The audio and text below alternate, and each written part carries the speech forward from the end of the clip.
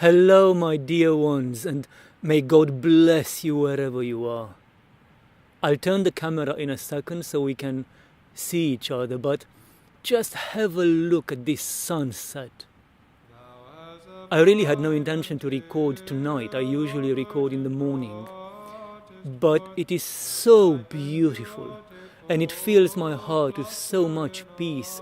I want to share it with you, and I hope it reminds you the beauty of it, the peace of it. I hope it reminds you, as it is reminding me, that God is the creator of everything that is good, everything that is peaceful, everything that is truly beautiful. And that the Creator never changes, and that His intention, His plan for His creation does not change either. I'm sorry, now we are turning to something much less beautiful than the sunset. It's me. Let me get up my rock. I don't quite know what to tell you, because honestly I was not planning to record anything tonight. I just came out for a walk and I saw the sunset and I wanted to share it with you. I had a beautiful and very helpful to me conversation today with my monastic brother from Moldavia. We spoke for, I think, well over 1 hour, and he told me about this letter which he found, written by Father Sofronie from Essex, Saint Sofronie from Essex now. And it's written to a lady from Cyprus somewhere. In this letter, Saint Sofronie answers a question which was put to him by this Cypriot lady about the reasons why God allows anything painful, anything evil to unfold in the world. Why do all these horrible things happen in the world? And what struck my monastic brother and what he wanted to talk to me about was Saint Sophronie's pure, complete, utter honesty in his response.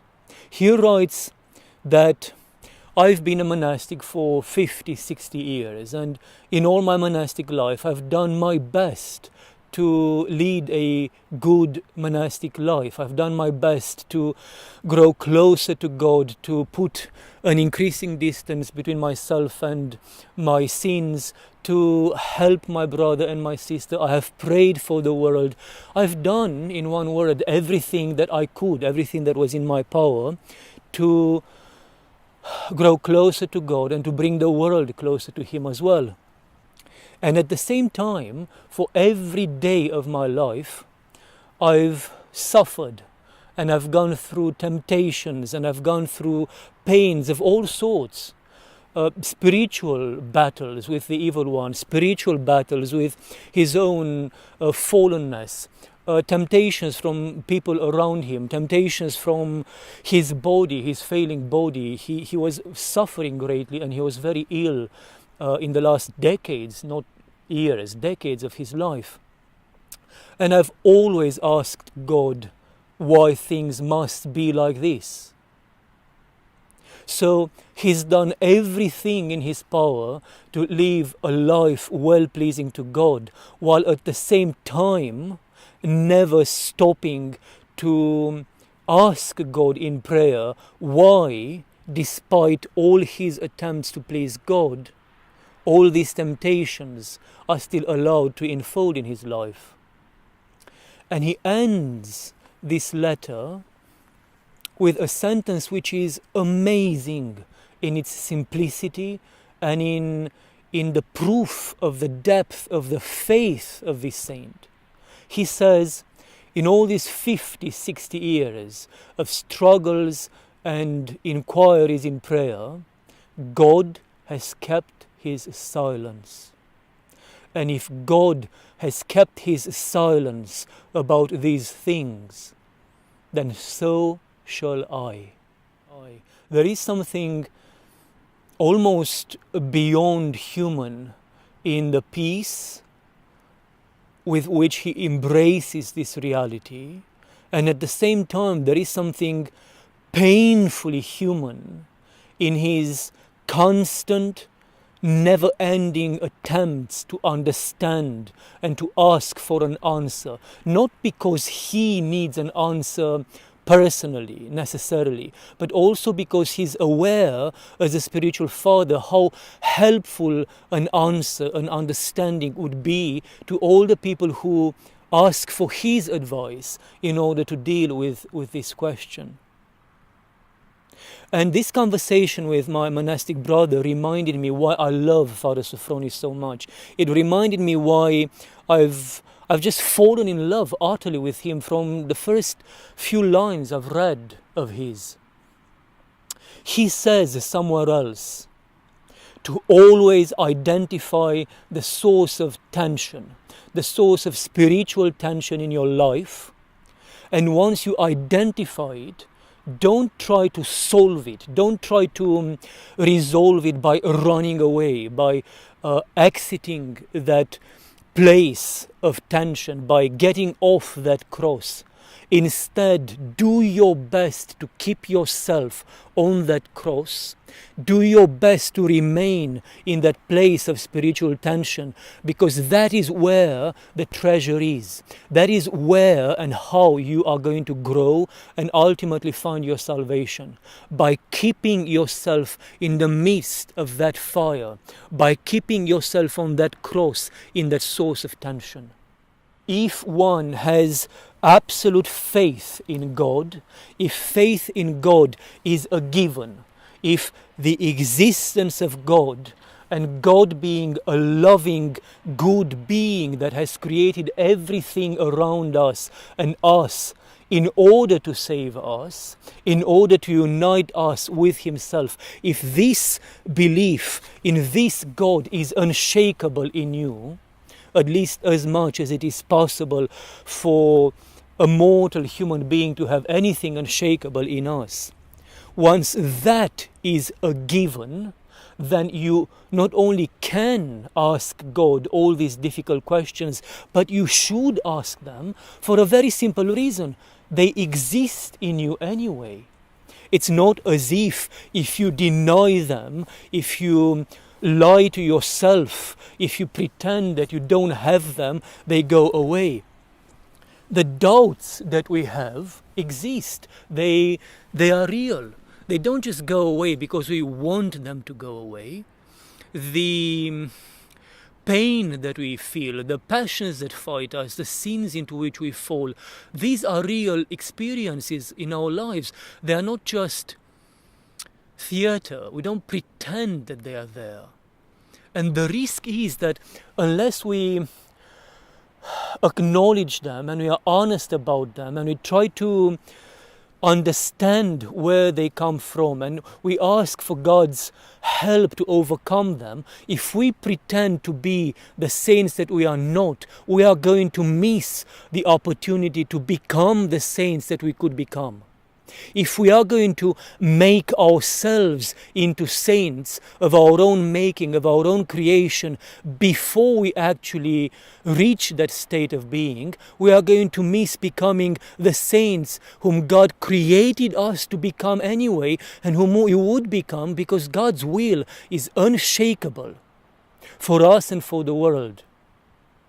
When Father Sofronie says, "All my life I've done the good," or I've tried at least to do the good that was up to me, while at the same time not shying away from asking God difficult, uncomfortable questions, trying to understand difficult, uncomfortable realities about myself, about the world, about my brothers and my sisters. When he says that, when he teaches us not to run away from the places of tension in our lives, but to learn from them and to grow from them, he is basically telling us not to fake anything. We grow between these two poles in our lives. On the one hand, the given, the reality, the unshakable pole of God's existence and God being love, Christ, God, is love. He has created the world out of love in order to save the world through love, so the world becomes one with Him who is love. This is one pole, one unshakable reality of our lives. The other one is painfully shakeable, painfully unstable, and it has to do with our fallen reality, our fallen humanity, while still alive here in this world. Do not seek to escape this tension, because the only ways out are, one, to deny God's existence, and in that case you would escape this tension by finding relief into nothingness, by losing your eternal self, losing your salvation. And the other possible escape is to deny who you are, to deny the reality of your being, the reality of your doubts, of your passion, of your sin, of your struggle. And that is to fake everything and to become something that has nothing to do with you. It is to build yourself, to build a saint out of a fallen human being, to build a saint out of a sinner, to try to build something eternal, an eternal being out of earth and soil, which goes back into nothingness. Struggle, my brother, struggle, my sister, with all the uncomfortable realities in your life. All the saints of the church are teaching us the same thing. The way to the resurrection is the cross. The way to life is to die to the world and to ourselves here. Don't seek an easy escape from this cross. Don't seek an easy escape from this source of tension in your life, because this source of tension, this fire, will burn everything that is evil, everything that is fallen in you, and will only allow the gold, the spiritual gold, what is truly valuable, truly eternal in you, to shine through. Once this spiritual fire, these flames of the Spirit have completely run through you and finished burning everything that is fallen in you, then and only then the true you, the eternal you, the you whom God created in His image to exist eternally with Him, then and only then that true you will shine through. Don't build yourself into a saint. Adam has tried it, and we see where that ended. Allow God the time and the space to work in your life.